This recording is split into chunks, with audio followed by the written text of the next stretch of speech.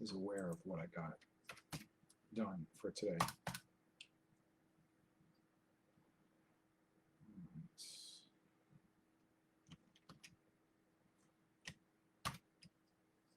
I need to go to my templates because I just realized I made a mistake.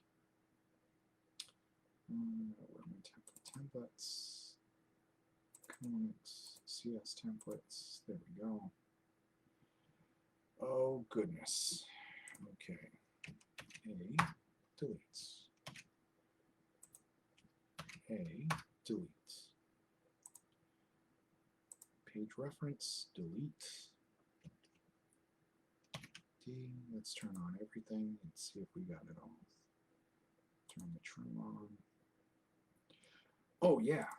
So what I did was, on this template, I set it up in a bunch of different ways so I could make it as easy as possible for me to just come in and put down a comic book page. And sometimes you want to be able to put together a cover. So I measured out for that as well. I found a professional comic book cover template, and I just kind of took it and threw it in here and then traced over it using specific shapes and titles, and just make sure that it's a template for myself. But what I just did was I opened up my template and I didn't rename it. I saved over it. So I had to go back and delete it all and save it as a template. And just so you guys aren't like, but what did you do? You just did all that work for nothing. No. What I originally did was I saved it with a page name and a page number, and then I went back to the original template and deleted all the stuff that wasn't supposed to be there, and I saved it out as a template. So this right here is really scribbly, a lot of gesture lines for what I'm doing on second place. And I'm showing you guys this because, like I said, transparency, and I kind of want things, I want people to understand how I do things and why I do them.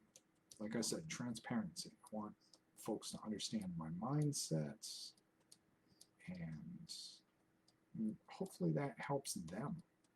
Like if they're working on their own projects, they can use the way I think or learn something for themselves. Or at the very least, they'll say to themselves, well, that doesn't work for me. You suck. I'm not doing that. I'm a full believer in sometimes teaching people what not to do. Okay, so here we go. I pulled that from the internet last night because I wanted to use reference for bodybuilding. And this is what I got going on. Okay, it's the first panel that I need to finish up. Second panel, third panel, fourth panel, fifth panel, and then there's the last panel, the payoff for the page. I need to really go over this because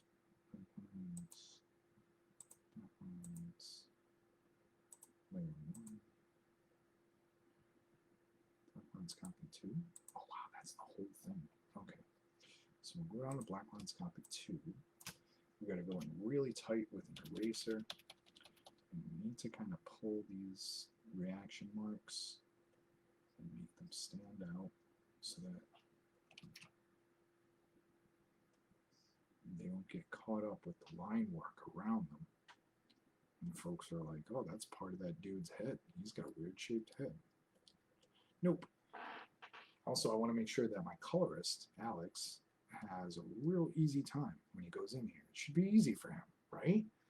Not that he's, you know, a guy that's been doing this for a while, but I just want it to be so that when Alex picks up one of my pages, he's like, okay, yeah, I understand what Ed was doing here.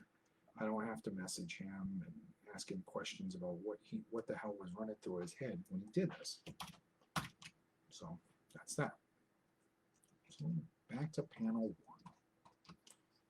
This is like everybody's coming back to the stage, prepare to take a bow, and get the judges to say, hey, and this is who won.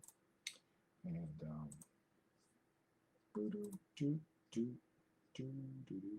I am checking messages right now. What this? Okay. Boop. Boop. If anybody's looked at my art page, you'll see that I posted oh my God, yeah. That was 3 minutes ago, and I'm totally responding to it now. Chris posted a statement about the lesson on perspective and how it can help set a tone in a scene, and it absolutely does. The way the camera moves in movies, in photography, the way illustrators illustrate things, it can absolutely set the tone.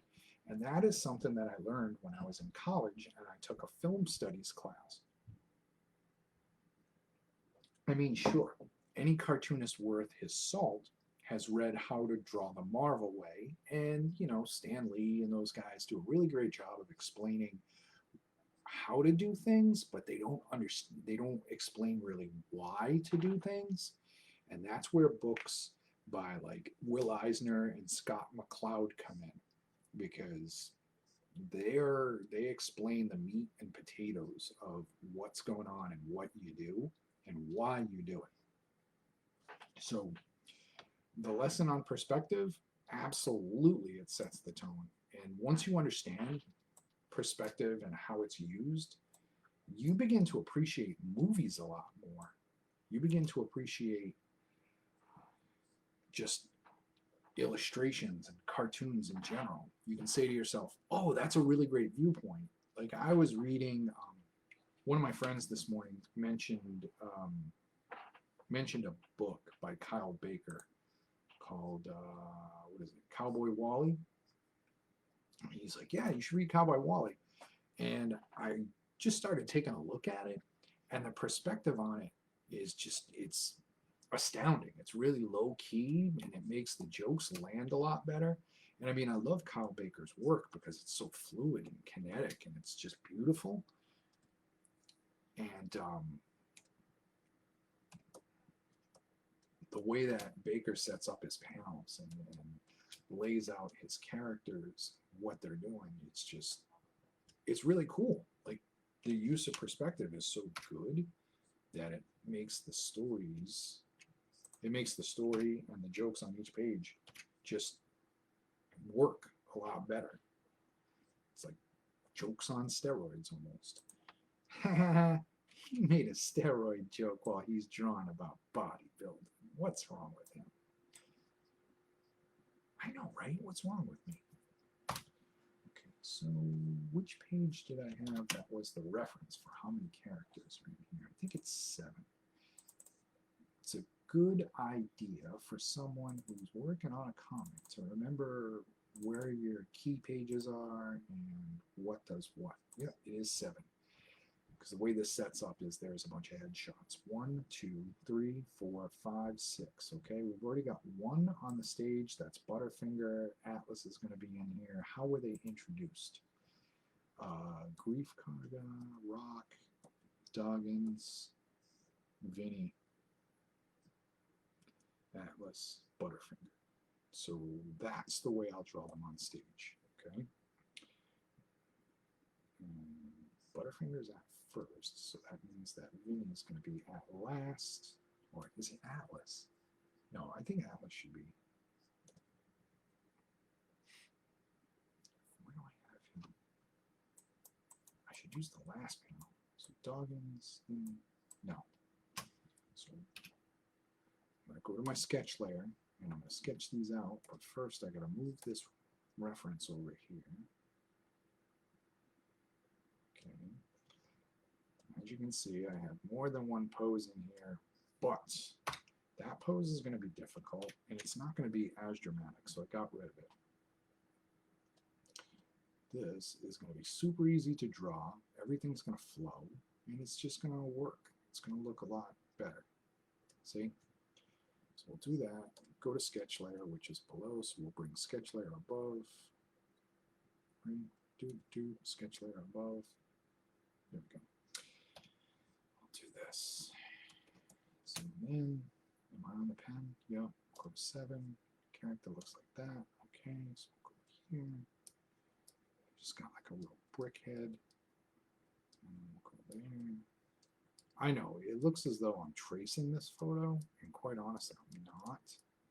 I'm using it for reference. I'm not tracing it, and I'll explain myself in just a minute, okay? So I'm using it for reference on anatomy, on posing, and